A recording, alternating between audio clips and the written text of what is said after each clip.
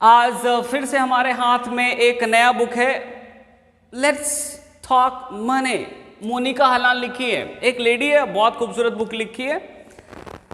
और ये जो बुक है बेसिकली पैसा के बारे में बात करते हैं, पैसा के बारे में बताता है।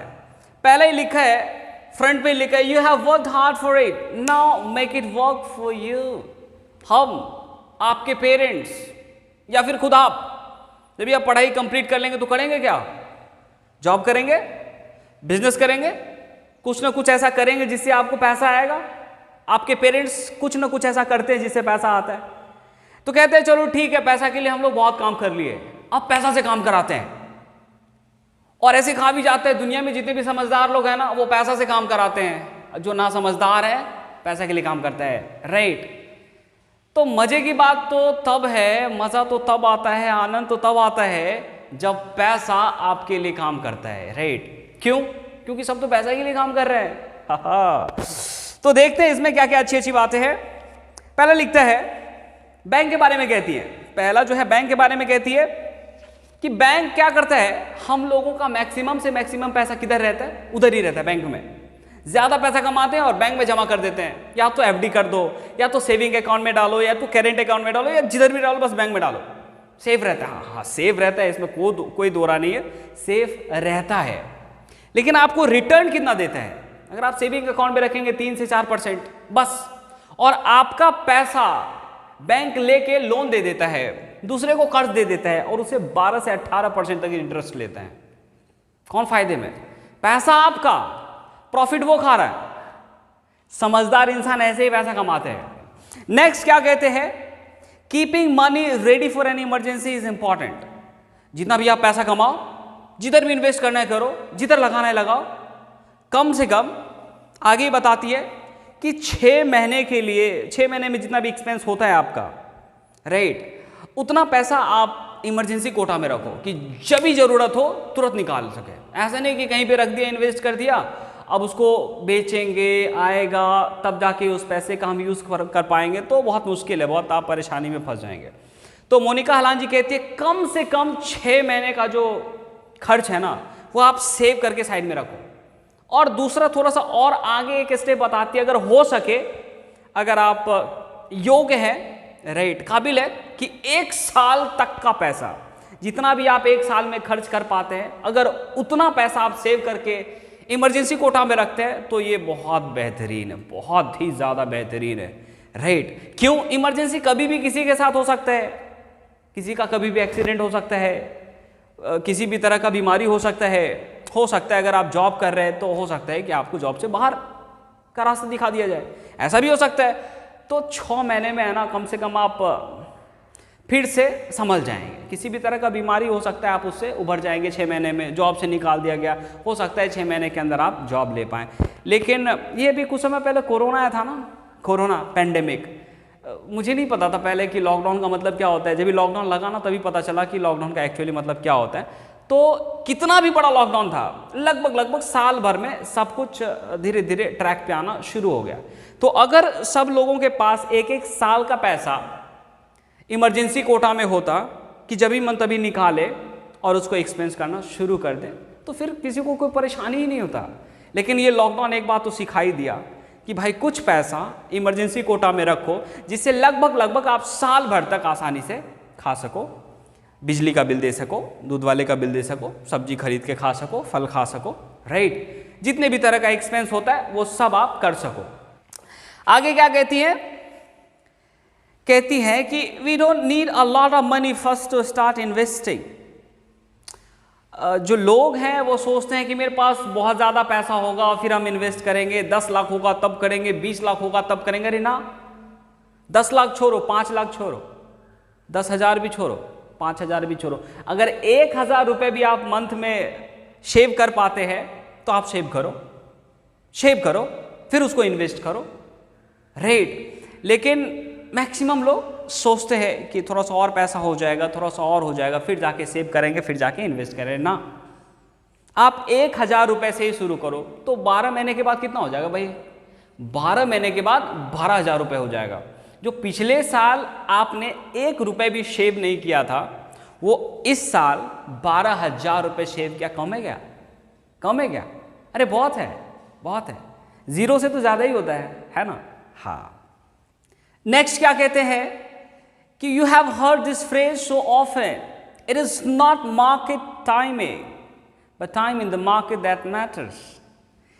ये जो शेयर मार्केट की जो दुनिया है ना, उसमें कहते हैं कि मार्केट के टाइमिंग को आकलन करना, गेस करना बहुत मुश्किल है।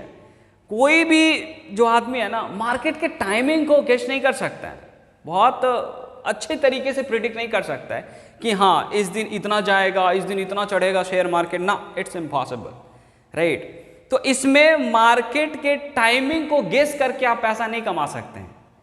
मार्केट में टाइम लगा के पैसा कमा सकते हैं, मार्केट में वक्त लगा के आप पैसा कमा सकते हैं। ज्यादा वक्त लगाएंगे ज्यादा पैसा कमाएंगे, थोड़ा सा वक्त लगाएंगे थोड़ा पैसा कमाएंगे।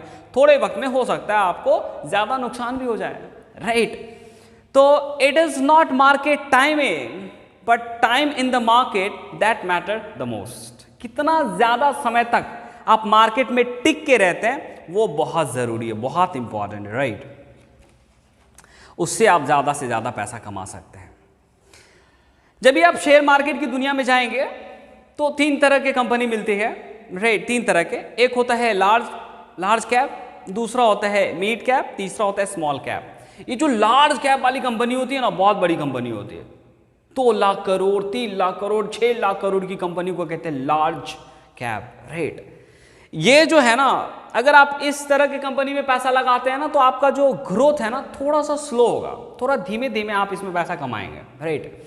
लेकिन एक बात श्योर है कि इस तरह के कंपनी आपको नुकसान कम देता है, राइट। नुकसान कम होता है इस तरह के कंपनी में और फायदा भी थोड़ा सा कम ही होता है। दूसरा और तीसरा कंपनी होता है मिड कैप और स्मॉल कैप। ये क्या होता है, थोड़ा सा ये जो लार्ज कैप वाली कंपनी है ना उससे थोड़ा सा छोटा होता है मिड कैप, और मिड कैप से छोटा होता है स्मॉल कैप।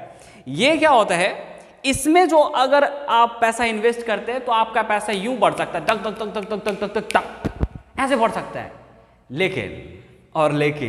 लेकिन मिड कैप और स्मॉल कैप में अगर आप पैसा लगाते हैं तो यूं नीचे डाउन भी हो सकता है, टक टक टक टक टक टक टक टक। हाँ, तो जिस रफ्तार से स्मॉल कैप और मिड कैप आपको पैसा बना के देता है, हो सकता है कि उससे 2 गुने रफ्तार से आपका पैसा डाउन भी कर दे, राइट।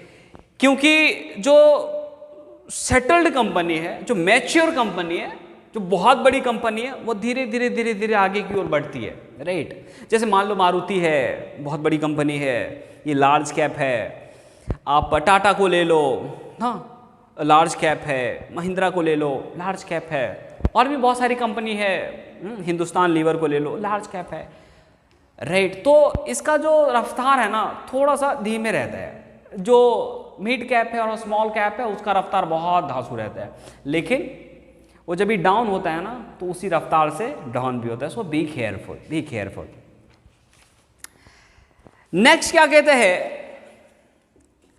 कि to get a high return you will need to take more risk.